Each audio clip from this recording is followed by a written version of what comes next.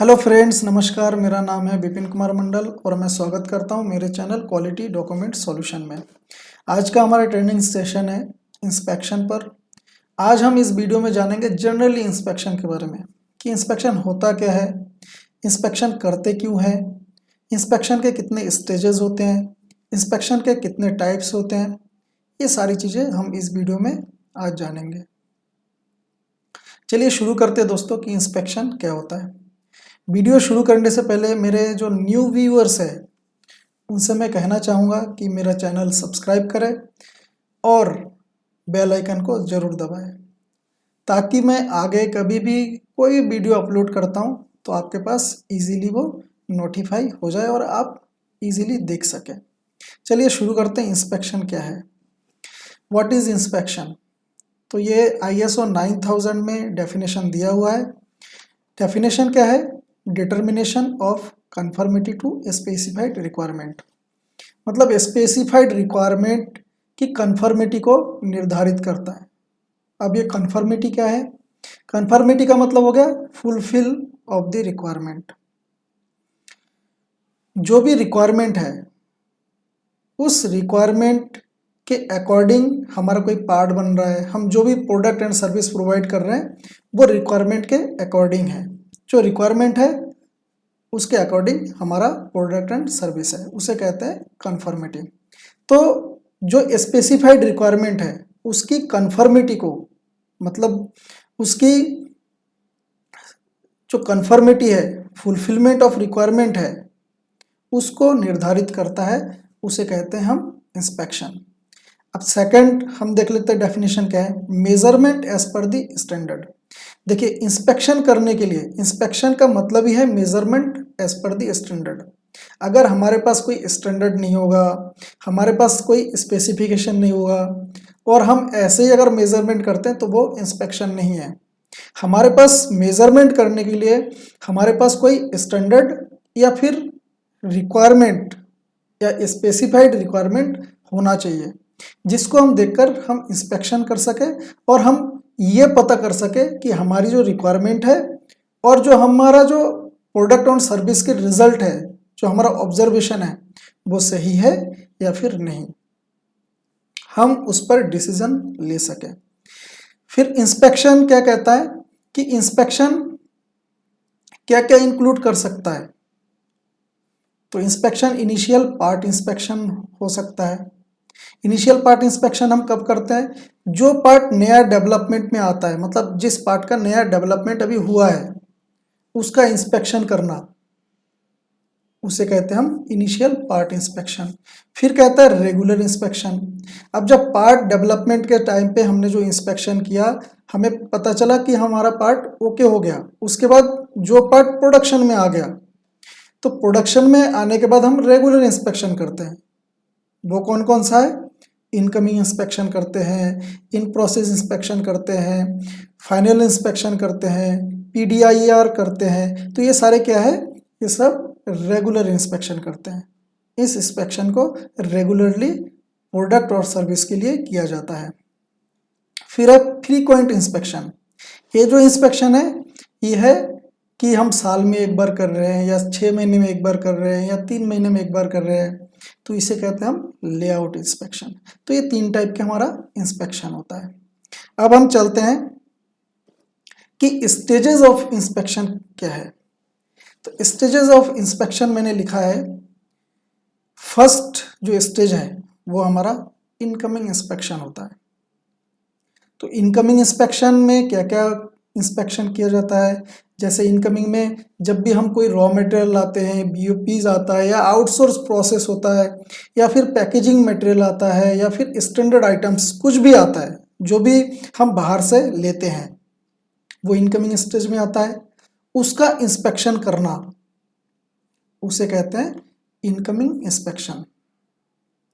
चाहे कुछ भी हो, जो भी बाहर से हम मटेरियल खरीद के ला रहे हैं उसको जब हम इंस्पेक्शन करते हैं तो उस इंस्पेक्शन को कहा जाता है इनकमिंग इंस्पेक्शन। उसके बाद क्या होता है, इनकमिंग इंस्पेक्शन जब ओके हो जाता है तब हमारा मटेरियल चला जाता है स्टोर में। स्टोर में जाने के बाद स्टोर से इशू होता है प्रोडक्शन के लिए। प्रोडक्शन के बाद जब प्रोडक्शन में हमारा नया टूल या कुछ भी लग रहा होता है, लोड हो रहा होता है कि हम इस पार्ट का प्रोडक्शन चलाएंगे, तब हम सबसे पहले सेटअप अप्रूवल देते हैं या फिर फर्स्ट ऑफ अप्रूवल देते हैं। ये कब देते हैं? जब इनिशियल रन ऑफ जॉब, जब कोई जॉब है जो हम लगाएंगे उसका इनिशियल शुरू करते हैं, तब न्यू जॉब, जब भी हम कोई नया जॉब सेट करते हैं, तब जब हम कोई जॉब को चेंज करते हैं, तब ये सेटअप अप्रूवल किया जाता है। उसके बाद आते हैं हम इन प्रोसेस इंस्पेक्शन। ये जो सेकंड है, इस सेकंड को पूरे के पूरे हम इन प्रोसेस इंस्पेक्शन में ही इंक्लूड करते हैं, कवर करते हैं, जिसमें सेटअप अप्रूवल दिया जाता है, इन प्रोसेस इंस्पेक्शन किया जाता है और लास्ट ऑफ अप्रूवल भी दिया जाता है, जो कि IATF की रिक्वायरमेंट है। तो इन प्रोसेस इंस्पेक्शन में सेटअप के बाद फ्रीक्वेंटली चेक करते हैं, हर 2 घंटे में, 1 घंटे में या 3 घंटे में, जो भी हमारा स्टैंडर्ड में लिखा हुआ है उसके अकॉर्डिंग हम टाइमली फ्रीक्वेंसी के अकॉर्डिंग हम इसको चेक करते हैं। फिर आते हैं लास्ट ऑफ, जब हमारा प्रोडक्शन एंड हो जाता है, मतलब आज पूरे दिन प्रोडक्शन चला और आज ख़त्म होने वाला है, जो भी हमारा शिफ्ट है वो ख़त्म होने वाला है, तो जो लास्ट वाला पार्ट है, तो लास्ट वाले पार्ट को हम इंस्पेक्शन करेंगे और इंस्पेक्शन करके उसको रखना भी है, उस पार्ट को, उसे कहते हैं हम लास्ट ऑफ। तो ये जो सेकंड स्टेज है इसमें 3 होता है, फर्स्ट पार्ट अप्रूवल सबसे पहले, उसके बाद इन प्रोसेस इंस्पेक्शन, फिर है लास्ट ऑफ अप्रूवल। उसके बाद सेकंड स्टेज जो है ये प्रोडक्शन प्रोसेस और मैन्युफैक्चरिंग प्रोसेस के लिए किया जाता है। थर्ड है फाइनल इंस्पेक्शन, जब हमारा पार्ट प्रोडक्शन में और मैन्युफैक्चरिंग प्रोसेस में कंप्लीट हो जाता है, उसके बाद हम करते हैं फाइनल इंस्पेक्शन, जो कि फाइनल पार्ट का करते हैं, और ये पैकिंग करने से पहले हम इसको करते हैं। उसके बाद है फोर्थ स्टेज जो है वो है प्री डिस्पैच इंस्पेक्शन। ये भी फाइनल पार्ट का किया जाता है, लेकिन ये किया जाता है फाइनल इंस्पेक्शन करने के बाद। हो सकता है कि ये पैकिंग करने से पहले भी कर सकते हैं और पैकिंग करने के बाद भी कर सकते हैं, तो इसे कहते हैं हम प्री डिस्पैच इंस्पेक्शन। और ये पूरा का पूरा कस्टमर की रिक्वायरमेंट के अकॉर्डिंग या कस्टमर ने जो स्टैंडर्ड हमें दिया होता है उसके अकॉर्डिंग हम प्री डिस्पैच इंस्पेक्शन करते हैं। अब चलते हैं हम एक सैंपल इंस्पेक्शन रिपोर्ट की तरफ, कि इंस्पेक्शन करने की मेथड क्या है। देखिए, बहुत सारी कंपनी में छोटी छोटी गलतियां होती है, जिसमें ये सारी चीज़ें, कुछ चीज़ें इसमें से मिस होता है, इसमें से कुछ चीज़ें मिस होता है। तो मैं एक सैंपल रिपोर्ट दिखाता हूँ। इसमें क्या है, सबसे पहले आप अगर हेडर देखेंगे, इससे ऊपर आपका ऑर्गेनाइजेशन का नाम लिखा होगा, फिर यहाँ पर एक टाइटल होगा कि इन प्रोसेस इंस्पेक्शन रिपोर्ट, उसके बाद यहाँ पर फॉर्मेट नंबर होगा, वो मैंने यहाँ से अभी हटा दिया है। मैंने एक सैंपल इंस्पेक्शन रिपोर्ट मैंने यहाँ पर ये डिस्प्ले किया है। इसमें देखिए, सबसे पहले हेडर में रिक्वायरमेंट फुलफिल होना चाहिए। सबसे पहले जिस पार्ट का हम इंस्पेक्शन कर रहे हैं उस पार्ट का नाम, फिर उस पार्ट का नंबर, कौन सा मॉडल है वो मॉडल हम लिखेंगे। उसके बाद किस ऑपरेशन का है, क्योंकि ये इन प्रोसेस इंस्पेक्शन रिपोर्ट है, तो किस ऑपरेशन में पार्ट बन रहा है उस ऑपरेशन का नंबर, ऑपरेशन का नाम, कि वो, जैसे मैं एग्जांपल देता हूँ, blanking, punching, bending, threading, drilling, ये सब क्या है, ये ऑपरेशन का नाम है।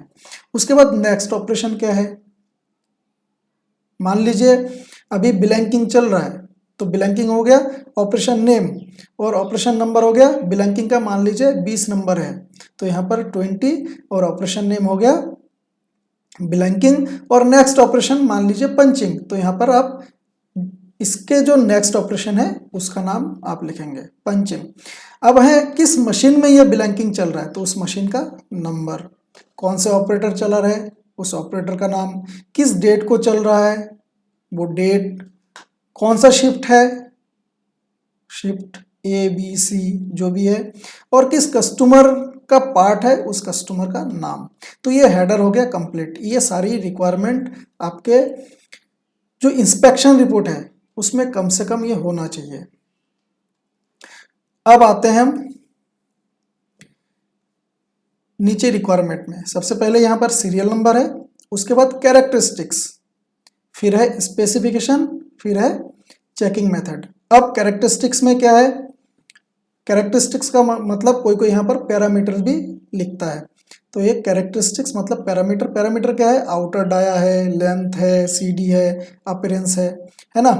अब स्पेसिफिकेशन क्या है, स्पेसिफिकेशन है आउटर डाया 18.0 प्लस माइनस 0.1। ये चीज कहाँ से आएगा, ये चीज आएगा आपने जो ऑपरेशन के लिए प्रोडक्शन स्टेज वाइज जो भी आपने स्टैंडर्ड बना रखा है, जैसे OCS हो गया, PCS हो गया, उस स्टैंडर्ड के अकॉर्डिंग ये लिखा होना चाहिए। जो भी स्टैंडर्ड में लिखा है वो पूरा का पूरा, अगर 10 कैरेक्टरिस्टिक्स या 10 पैरामीटर लिखा है आपके स्टैंडर्ड पे, तो यहाँ पर भी 10 पैरामीटर होना चाहिए, कोई भी मिस नहीं होना चाहिए। और जैसा आपके स्टैंडर्ड में लिखा है वैसा ही यहाँ पर होना चाहिए। जैसे 18.0 प्लस माइनस 0.1, तो आप इंस्पेक्शन रिपोर्ट में स्टैंडर्ड में अगर ऐसा लिखा है तो ऐसा ही लिखेंगे। आप 18.0 सिर्फ इतना नहीं लिखेंगे, प्लस माइनस 0.1 ये जरूर लिखना है। प्लस माइनस 1 का मतलब हो गया स्पेसिफिकेशन लिमिट। स्पेसिफिकेशन लिमिट तो आपको जरूर लिखना है। खाली 18.0 से आप डिटरमाइन नहीं कर सकते, जज नहीं कर सकते कि आपका प्रोडक्ट सही है या गलत। तो आपको जो टॉलरेंस है वो आपको आपके इंस्पेक्शन रिपोर्ट में जरूर मेंशन करना है। उसके बाद क्या होता है, चेकिंग मेथड। अब चेकिंग मेथड में क्या लिखा जाता है, जिस स्पेसिफिकेशन को या जिस पैरामीटर को हम कोई भी मेजरिंग इक्विपमेंट से चेक कर रहे हैं उसका नाम, जैसे micrometer, vernier, visual inspection, thread gauge, ring gauge, ये सारे क्या है, ये है चेकिंग मेथड। उसके बाद यहाँ पर हो गया टाइम। टाइम में जिस समय हम चेक कर रहे हैं, हमारा जो पार्ट है हमने 9:05 पे चेक किया तो 9:05 ही आप लिखेंगे। यहाँ पर क्या होता है, कभी कभी 8, 9, 10, 11, 12, 13, 14, 15, 16 इस टाइप से लिखा जाता है। इस टाइप से आप बिल्कुल ना लिखें। जिस समय आप चेक कर रहे हैं, पार्ट की इंस्पेक्शन कर रहे हैं, वही एग्जैक्ट टाइम आप डालें। जैसे 9:05, तो यहाँ पर 9:05 में मेरा जो रिजल्ट है, जो मेरा ऑब्जर्वेशन है वो 17.995 आया हुआ है।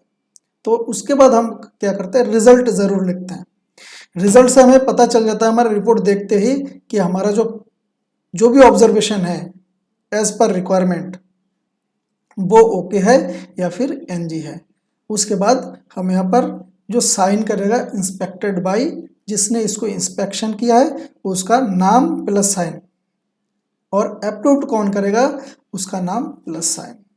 ये हम एक सैंपल इंस्पेक्शन रिपोर्ट समझ चुके हैं। इसके बाद हम आते हैं कि इनिशियल सैंपल इंस्पेक्शन क्या होता है, जिसे हम IR भी कहते हैं, सैंपल इंस्पेक्शन रिपोर्ट भी कहते हैं।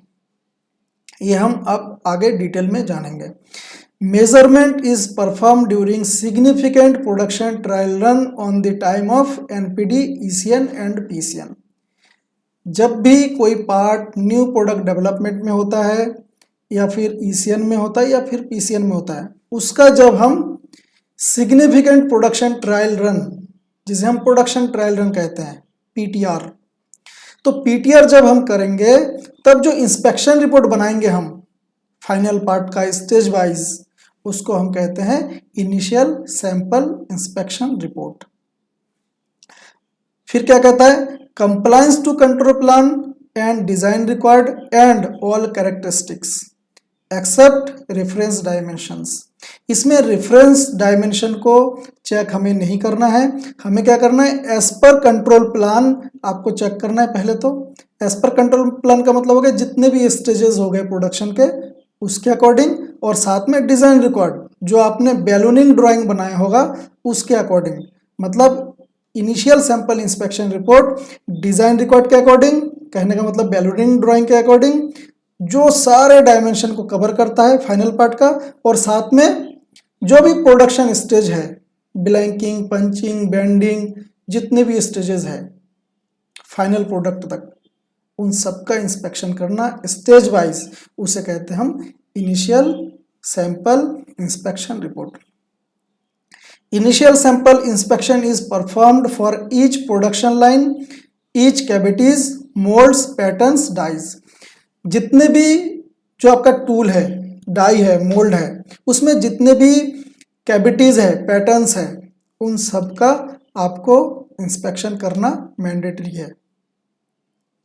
मतलब मान लीजिए आपके डाई में 2 कैविटी है, एक साथ 2 पार्ट बनता है, तो दोनों पार्ट का आपको इंस्पेक्शन करना जरूरी है। Indicate design record, change level, authorised engineering change document, reference on all report. जो आपका रिपोर्ट होगा, जो भी इंस्पेक्शन का रिपोर्ट होगा, इनिशियल सैंपल इंस्पेक्शन का जो रिपोर्ट होगा, उस पर सबसे पहले तो चेंज लेवल पता होना चाहिए, मतलब लिखा होना चाहिए। Authorised engineering change document reference होना चाहिए। ये दोनों चीज आपके जो रिपोर्ट है, इनिशियल सैंपल इंस्पेक्शन रिपोर्ट, उस पर ये दोनों चीज मेंशन होना चाहिए। Identify master sample which is measured.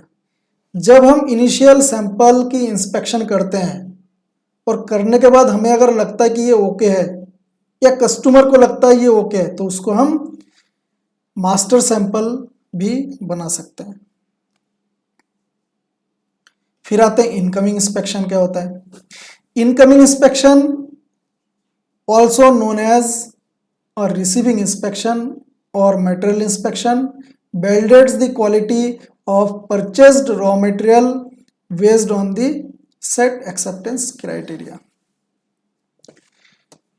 Incoming inspection को रिसीविंग इंस्पेक्शन भी कहा जाता है, या फिर मटेरियल इंस्पेक्शन भी कहा जाता है।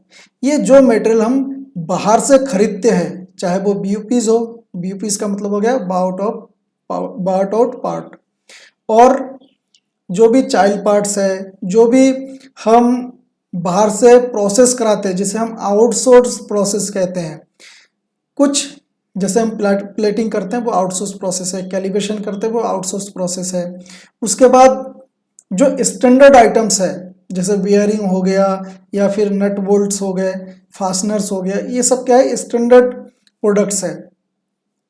जैसे पैकेजिंग मटेरियल है, जो हमारे कंपनी में गत्ता वगैरह आता है, या फिर पॉलीथीन्स वगैरह आता है, ये सब क्या है, ये पैकेजिंग मटेरियल। तो इन सब का इंस्पेक्शन, ये सब क्या है, इनकमिंग मटेरियल। तो इनकमिंग मटेरियल का जो इंस्पेक्शन होता है उसे हम कहते हैं incoming inspection. It is carried out by quality assurance personal. Incoming inspection quality assurance personal से ही किया जाता है। इसके इनपुट्स क्या क्या है? सबसे पहले ये समझेंगे कि इनकमिंग इंस्पेक्शन जब हम करेंगे तो हमारे पास सबसे पहला सैंपलिंग प्लान होना चाहिए। दोस्तों, सैंपलिंग प्लान का भी मैं आगे वीडियो बनाऊंगा, उस वीडियो से आपको क्लियर हो जाएगा कि सैंपलिंग प्लान कितने टाइप के होते हैं, सैंपलिंग्स कितने टाइप्स के होते हैं, और सैंपलिंग प्लान को कैसे यूज किया जाता है। इनकमिंग इंस्पेक्शन स्टैंडर्ड होना चाहिए। जिस पार्ट का आप इंस्पेक्शन कर रहे हैं उस पार्ट का आपके पास स्टैंडर्ड होना चाहिए। Calibrated measuring equipment and gauge, जिस गेज से या जिस इंस्ट्रूमेंट से आप इंस्पेक्शन कर रहे हैं मटेरियल की, वो गेज और मेजरिंग इंस्ट्रूमेंट या इक्विपमेंट्स कैलिब्रेटेड होना चाहिए। इन्वायरमेंट फैक्टर्स जैसे लक्स लेवल मॉनिटर होना चाहिए, प्रॉपर लक्स लेवल होना चाहिए। लक्स लेवल का मतलब लाइट, ह्यूमिडिटी नहीं होनी चाहिए, टेम्परेचर सही नहीं होना चाहिए। स्किल्ड इंस्पेक्टर जो इंस्पेक्शन करेगा, जो क्वालिटी एश्योरेंस पर्सनल है, उसकी स्किल मैट्रिक्स होना चाहिए। कहने का मतलब वो स्किल्ड होना चाहिए। टैग्स, हमारे पास टैग्स अवेलेबल होना चाहिए, जिसमें रेड टैग, येलो टैग और ग्रीन टैग हम यूज़ करते हैं। रेड टैग हम यूज़ करते हैं रिजेक्शन के लिए, येलो टैग यूज़ करते हैं हम होल्ड के लिए, और ग्रीन टैग यूज़ करते हैं हम ओके के लिए।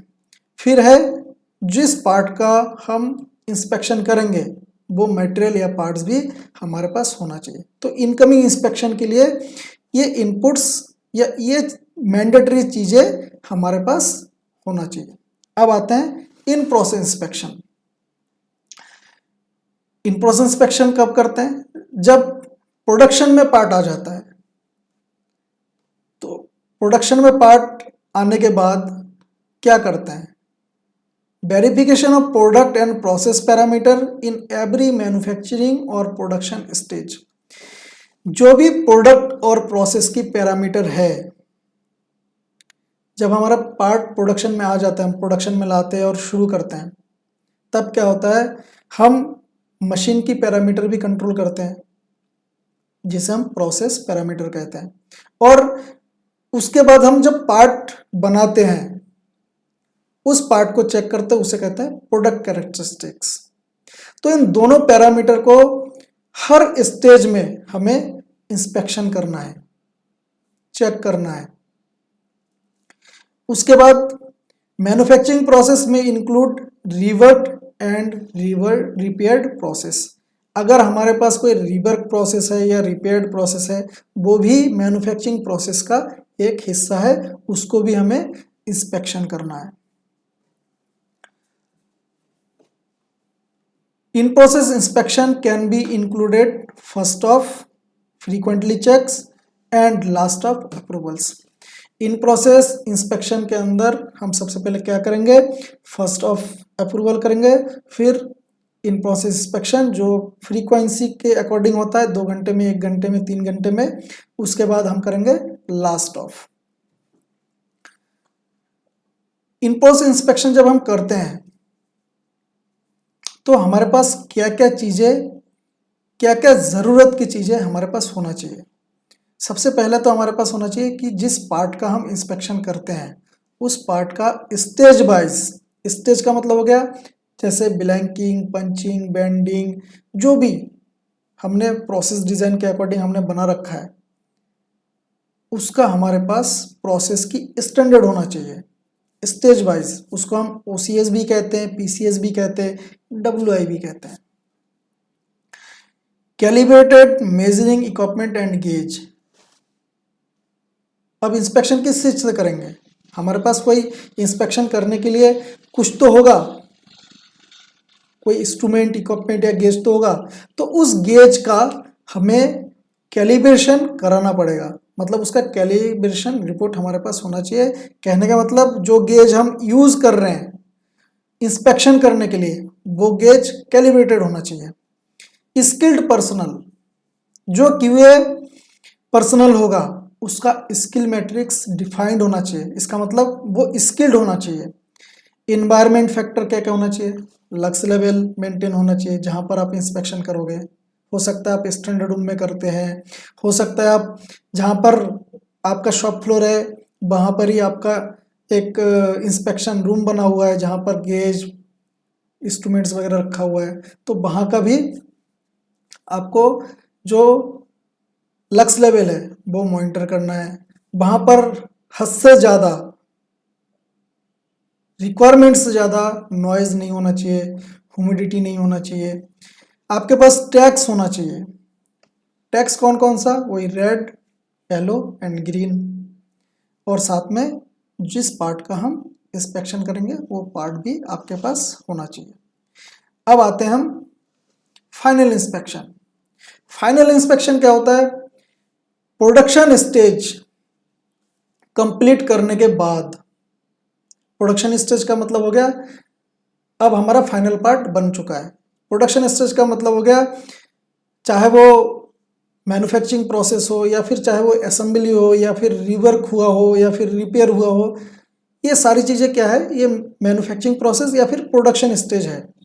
उसके बाद जब हमारा फाइनल प्रोडक्ट आ जाता है, उस पार्ट की इंस्पेक्शन करना, उसे कहते हैं हम फाइनल इंस्पेक्शन। ये प्रोडक्शन कंप्लीट होने के बाद और पैकिंग से पहले किया जाता है।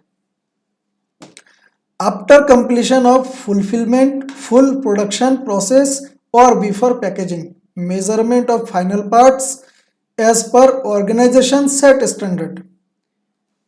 फाइनल इंस्पेक्शन ऑर्गेनाइजेशन की जो रिक्वायरमेंट है ऑर्गेनाइजेशन की रिक्वायरमेंट कहाँ है? ऑर्गेनाइजेशन ने जो स्टैंडर्ड अपने लिए सेट कर रखा है उसके अकॉर्डिंग इंस्पेक्शन करना, उसे कहते हैं हम final inspection.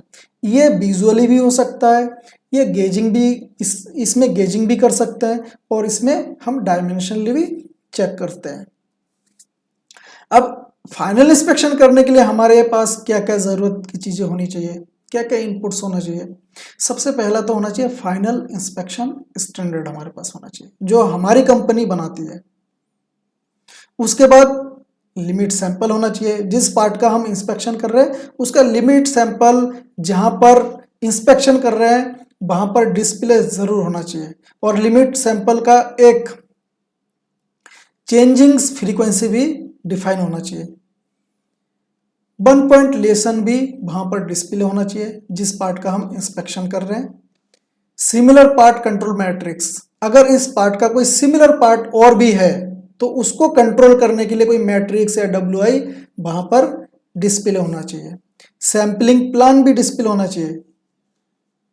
Calibrated measuring equipment and gauge, जो भी फाइनल इंस्पेक्शन करने के लिए हम गेज या इक्विपमेंट यूज कर रहे हैं वो गेज कैलिब्रेटेड होना चाहिए। वहाँ पर इन्वायरमेंट फैक्टर भी मेंटेन होना चाहिए, लक्स लेवल मेंटेन होना चाहिए, ह्यूमिडिटी मेंटेन होना चाहिए, नॉइस ज़्यादा नहीं होना चाहिए, ये भी रिक्वायरमेंट के अकॉर्डिंग मेंटेन होना चाहिए। जो भी इंस्पेक्टर है वहाँ पर जो इंस्पेक्शन कर रहे हैं इंस्पेक्शन टेबल पे, उनका स्किल मैट्रिक्स ज़रूर डिस्प्ले होना चाहिए। साथ में कौन सा पार्ट, कोई एक इंस्पेक्टर किस किस पार्ट को इंस्पेक्शन कर सकता है तो वो पार्ट वाइज इंस्पेक्टर मैट्रिक्स भी होना चाहिए। टैक्स होना चाहिए और पार्ट्स भी होना चाहिए जिस पार्ट को इंस्पेक्शन करेंगे। साथ ही साथ इंस्पेक्शन जो कर रहा है उसका आई टेस्ट रिपोर्ट ज़रूरी है, तो यहाँ पर आई टेस्ट रिपोर्ट भी होना चाहिए। और साथ में आप अगर पॉइजन टेस्ट अगर आप करते हैं इंस्पेक्टर का तो पॉइजन टेस्ट भी परफॉर्म होना चाहिए, क्योंकि आपको स्किल मैट्रिक्स सेट करना है तो स्किल मैट्रिक्स सेट करने के लिए पॉइजन टेस्ट ज़रूरी है। अब हम आगे बढ़ते हैं। PDI है, प्री डिस्पैच इंस्पेक्शन रिपोर्ट, इसको PDI कहते हैं और PDIR का मतलब हो गया प्री डिस्पैच इंस्पेक्शन रिपोर्ट। अब PDI क्या होता है? लोग फाइनल इंस्पेक्शन में और PDI में बहुत ज़्यादा कंफ्यूज रहते हैं। फाइनल इंस्पेक्शन भी फाइनल पार्ट का किया जाता है, PDI भी फाइनल पार्ट का किया जाता है, लेकिन फाइनल इंस्पेक्शन जो है वो ऑर्गेनाइजेशन अपने हिसाब से स्टैंडर्ड को सेट करता है और प्री डिस्पैच इंस्पेक्शन कस्टमर अपना स्टैंडर्ड सप्लायर को देता है, उसको देखकर वो इंस्पेक्शन करते हैं, उसको कहते हैं PDI। PDI inspection first party भी हो सकता है, सेकंड पार्टी भी हो सकता है और थर्ड पार्टी भी हो सकता है। फर्स्ट पार्टी क्या होता है? फर्स्ट पार्टी का मतलब हो गया जो कस्टमर ने स्टैंडर्ड दिया है, PDI स्टैंडर्ड जो दिया है उस स्टैंडर्ड के अकॉर्डिंग ऑर्गेनाइजेशन के ही इंजीनियर, क्वालिटी पर्सन या क्वालिटी एश्योरेंस पर्सनल चेक कर रहे पार्ट को, उसको हम कहते हैं first party inspection. Second party inspection क्या कहते हैं? कस्टमर खुद ही सप्लायर के एंड पे आया और जो फाइनल प्रोडक्ट बना वो अपने ही स्टैंडर्ड के अकॉर्डिंग उस पार्ट को इंस्पेक्शन किया, उसे कहते हैं second party inspection. Third party inspection का मतलब हो गया मैंने थर्ड पार्टी कोई इंस्पेक्शन की जो ऑर्गेनाइजेशन है थर्ड पार्टी, जैसे बहुत सारी कंपनीज कराती है थर्ड पार्टी।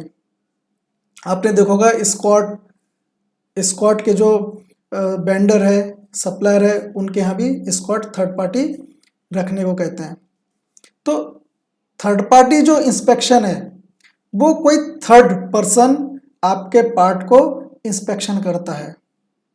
अगर आप वेल्डिंग की बात करें तो वेल्डिंग भी थर्ड पार्टी इंस्पेक्शन होता है, जैसे NDT, UT, ये सारी चीज़ें थर्ड पार्टी कराते हैं। थर्ड पार्टी एक ऑर्गेनाइजेशन है, इंस्पेक्शन ऑर्गेनाइजेशन, वहाँ से आपके यहाँ पर इंजीनियर आएंगे, इंस्पेक्टर आएंगे और आपके पार्ट को इंस्पेक्शन करके फिर उसको डिस्पैच करेंगे, तो वो हो गया थर्ड पार्टी इंस्पेक्शन। अब PDI करते समय हमारे पास क्या क्या ज़रूरी चीज़ें होना चाहिए। सबसे पहले कस्टमर डिफाइंड स्टैंडर्ड, जो भी पीडीआई स्टैंडर्ड होगा वो कस्टमर जो देगा वो हमारे पास होना चाहिए, जिसको देखकर हम इंस्पेक्शन कर सके, हमें पता चले कौन कौन सा डायमेंशंस, कौन कौन सा पैरामीटर्स हमें इंस्पेक्शन करना है। Calibrated measuring equipment and gauge, देखिए यहाँ पर एक कॉमन चीज़ है, calibrated measuring equipment, skill matrix, environment factor और पार्ट्स, ये सारी चीज़ें कॉमन है हर एक इंस्पेक्शन स्टेज में। तो यहाँ पर आपके जो जिस गेज से, जिस इक्विपमेंट से आप पार्ट को चेक करेंगे उसका कैलिब्रेशन रिपोर्ट, मतलब वो कैलिब्रेटेड होना चाहिए। और जो इंस्पेक्टर या जो क्वालिटी पर्सन है जो चेक करेगा पार्ट को, उसका स्किल मैट्रिक्स, इन्वायरमेंट फैक्टर जहां पर आप चेक कर रहे हो पार्ट को, लक्स लेवल, ह्यूमिडिटी और नॉइस मेंटेन होना चाहिए, और साथ में जो पार्ट है जिसका पीडीआई करोगे वो पार्ट आपके पास होना चाहिए। अब नेक्स्ट आते हैं लेआउट इंस्पेक्शन। दोस्तों लेआउट इंस्पेक्शन क्या होता है, ये एक पार्ट, मतलब डिजाइन रिकॉर्ड का मतलब हो गया बैलूनिंग ड्राइंग। बैलूनिंग ड्राइंग का मतलब हो गया कि उस ड्राइंग में जितने भी डायमेंशंस है, मतलब ए टू जेड जितने भी डायमेंशंस है, चाहे वो टेस्टिंग की रिक्वायरमेंट है, चाहे वो विजुअली इंस्पेक्शन की रिक्वायरमेंट है, जो भी उस ड्राइंग में लिखा हुआ है उसके अकॉर्डिंग हम इंस्पेक्शन करते हैं, उसको कहते हैं हम लेआउट इंस्पेक्शन। लेआउट इंस्पेक्शन करने से पहले हम जो ड्राइंग है उसको बैलूनिंग बनाते हैं, बैलूनिंग ड्राइंग हम बनाते हैं ताकि हमें हर एक डायमेंशन आइडेंटिफाइड दिखे और हम इजीली उसको इंस्पेक्शन कर सके। जो बैलूनिंग ड्राइंग है, मान लीजिए एक नंबर पे 2 प्लस कोई डाया दिया हुआ है, तो आपकी इंस्पेक्शन रिपोर्ट में भी एक नंबर में डाया लिखा होना चाहिए। मतलब नंबरिंग जो बैलूनिंग ड्राइंग में दिया हुआ है वही नंबरिंग और वही डायमेंशंस आपके इंस्पेक्शन रिपोर्ट में भी होना चाहिए, मतलब इन दोनों में कोहेरेंस होना चाहिए। पढ़ते हैं क्या है। Layout inspection is the complete measurement of all product dimension shown on the design record. ये IATF 16949 के अकॉर्डिंग डेफिनेशन है और IATF की ही रिक्वायरमेंट है। तो ये कहता है कि कंप्लीट मेजरमेंट, जो भी हमारा डिजाइन रिकॉर्ड है जिसको हम बैलूनिंग ड्राइंग कह रहे हैं, उसके अकॉर्डिंग कंप्लीट मेजरमेंट को हम कहते हैं layout inspection. A layout inspection and functional verification to applicable customer engineering material and performance standards shall be performed for each product as specified in the control plan। मान लीजिए कोई आपके पास assemble part है और असेंबल का part करने के लिए, असेंबली प्रोडक्ट बनाने के लिए उस प्रोडक्ट में 10 और छोटे छोटे पार्ट्स लगे हैं। तो ये कहता है shall be performed for each product as specified in the control plan। तो उस सभी छोटे छोटे पार्ट्स का आपको बैलूनिंग करना है, उसके बाद उसका भी इंस्पेक्शन रिपोर्ट करना है, तब जाके कंप्लीट होगा लेआउट इंस्पेक्शन। सबसे पहले क्या करना है, फाइनल प्रोडक्ट का लेआउट इंस्पेक्शन, उसके बाद उस प्रोडक्ट को बनाने के लिए जितने भी छोटे छोटे पार्ट लगे होंगे, 10 पार्ट लगे होंगे, 15 पार्ट लगे होंगे, उन सबका भी डिजाइन रिक्वायर्ड के अकॉर्डिंग इंस्पेक्शन करने को कहते हैं लेआउट इंस्पेक्शन। मतलब उसकी रिक्वायरमेंट है लेआउट इंस्पेक्शन की, कि लेआउट इंस्पेक्शन जो चाइल्ड पार्ट्स है उसकी भी होना चाहिए और जो फाइनल प्रोडक्ट है उसकी भी होना चाहिए। लेआउट इंस्पेक्शन करने के लिए क्या क्या जरूरी चीजें हमारे पास होना चाहिए। The frequency of layout inspection is determined by the customer, पहला पॉइंट। हमारे पास लेआउट इंस्पेक्शन, क्योंकि ये फ्रीक्वेंटली होता है, तो ये लेआउट इंस्पेक्शन की जो फ्रीक्वेंसी है ये कस्टमर हमें देगा, कि कस्टमर हमें कहेगा कि 6 महीने में करना है या फिर 3 महीने में करना है, तो उसके अकॉर्डिंग हमें प्लान बना लेना है और उसके अकॉर्डिंग हमें लेआउट इंस्पेक्शन करना है। अब अगर कस्टमर नहीं देता है तो आईटीएफ की रिक्वायरमेंट है, ये कम से कम साल में एक बार आपको जरूर करना है।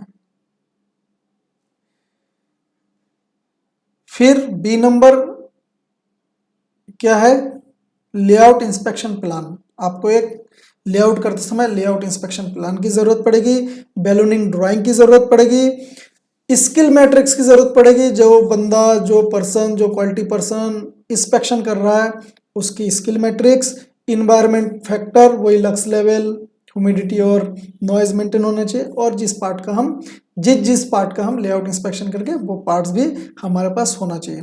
अब देखते हैं कि बैलूनिंग ड्राइंग कैसा बनता है। देखिए बैलूनिंग ड्राइंग हर एक डायमेंशन को यहाँ पर बैलूनिंग नंबरिंग किया है, आइडेंटिफाई कर दिया है। मान लीजिए 1 नंबर का डायमेंशन है ये, तो हमारे इंस्पेक्शन रिपोर्ट में यही डायमेंशन 1 नंबर करके यही डायमेंशन यही स्पेसिफिकेशन लिखा रहेगा। 2 नंबर में जो डायमेंशन है वो 2 नंबर में होगा, 3 नंबर में जो डायमेंशन है वो 3 नंबर में होगा। इस टाइप से हमारे इंस्पेक्शन रिपोर्ट में मेंशन होगा। अब जानते हैं कि IATF 16949 में कहाँ इंस्पेक्शन की रिक्वायरमेंट है। सबसे पहला जो इनिशियल पार्ट की जो इंस्पेक्शन करते हैं वो 8.3.5.2 की रिक्वायरमेंट है, मैन्युफैक्चरिंग प्रोसेस डिजाइन आउटपुट की, जहां पर हम इनकमिंग इंस्पेक्शन करते हैं वो है 8.6.4 में दिया हुआ है, verification and acceptance of conformity of externally provided products and services. जो भी इनकमिंग इंस्पेक्शन करते हैं वो इस क्लॉज की रिक्वायरमेंट है। जो प्रोडक्शन मतलब इन प्रोसेस की इंस्पेक्शन की रिक्वायरमेंट है, first part approval, last part approval या फिर इन प्रोसेस इंस्पेक्शन, वो 8.5 प्रोडक्शन एंड सर्विस प्रोविजन में दिया हुआ है। ये जो क्लॉज है ये ISO 9001 का है। फिर है वेरिफिकेशन ऑफ जॉब सेटअप्स, ये IATF की रिक्वायरमेंट है 8.5.1.3 और 9.1.1 monitoring and measurement of manufacturing process. ये जो 3 है ये तीनों ही इन प्रोसेस इंस्पेक्शन करने को कहते हैं। फिर है फाइनल इंस्पेक्शन के लिए 8.6.1 release of products and services और 8.6.2 layout inspection and functional testing. तो इंस्पेक्शन IATF 16949 की रिक्वायरमेंट है जो कि क्लॉज वाइज दिया। नेक्स्ट हम कि इंस्पेक्शन करने का पर्पस क्या है, हम इंस्पेक्शन करते क्यों हैं। तो सबसे पहला जो पर्पस है to distinguish good lots from bad lots. जो अच्छा लॉट है और बेकार लॉट है उन दोनों में अंतर हम इंस्पेक्शन से करते हैं। To distinguish good pieces from bad pieces, जो हमारा अच्छा पार्ट है, जो ओके पार्ट है और जो NG पार्ट है, इन दोनों भी हम अंतर कर सकते हैं। To determine in the process is changing, अगर कोई प्रोसेस चेंज हो रहा है तो उसको भी हम निर्धारित कर सकते हैं। To determine if the process is under the specification limit, अगर कोई प्रोसेस इंस्पेक्शन लिमिट के अंडर है या फिर बाहर है उसको भी हम निर्धारित कर सकते हैं। टू रिड्यूस एक्स्ट्रा प्रोसेसिंग, अगर आपका प्रोडक्ट खराब हो जाता है और उस पर कुछ रिवर्क की ज़रूरत है, सेग्रीगेशन की ज़रूरत है, तो वो क्या है, एक्स्ट्रा प्रोसेसिंग है। तो एक्स्ट्रा प्रोसेसिंग को भी हम रिड्यूस कर सकते हैं। To reduce cost of poor quality, जो भी कॉस्ट लगता है एक्स्ट्रा प्रोसेसिंग करने में, डिफेक्ट्स को जो डिफेक्ट्स है वो बनता है तो हमारे लिए खराबी हो गया, वेस्टेज ही है एक टाइप का, तो वो कॉस्ट जो है उसको भी रिड्यूस करता है। टू रिड्यूस डिफेक्ट रेट, ये एक टाइप का एक वेस्टेज है ये एक्स्ट्रा प्रोसेसिंग भी एक वेस्टेज है, जो 7 वेस्टेज है, मोड ऑफ वेस्टेज उसका एक पार्ट है। तो ये डिफेक्ट रेट्स को भी रिड्यूस करता है। To measure process capability, process की कैपेबिलिटी को भी ये मेजर करता है, चेक करता है कि ये प्रोसेस कैपेबल है या फिर नहीं। टू इंक्रीज कस्टमर सेटिस्फेक्शन, और सबसे लास्ट जो सबसे इम्पोर्टेंट है, ये कस्टमर की जो सेटिस्फेक्शन है उसको इंक्रीज करते हैं। कैसे? अगर कोई भी कस्टमर है वो आपका गलत पार्ट, जो खराब पार्ट है, वो कभी खरीदेगा? कभी नहीं खरीदेगा। तो उसके लिए क्या ज़रूरत है? आपके पार्ट को ओके बनाने के लिए क्या ज़रूरत है? इंस्पेक्शन ज़रूरत है। तो इंस्पेक्शन अगर आप करते हैं तभी आपका जो कस्टमर है आपसे प्रोडक्ट लेगा। यही इंस्पेक्शन के बारे में पूरा वीडियो था। थैंक यू दोस्तों। अगर आपको मेरा वीडियो पसंद आता है तो आप लाइक शेयर ज़रूर करें और अपने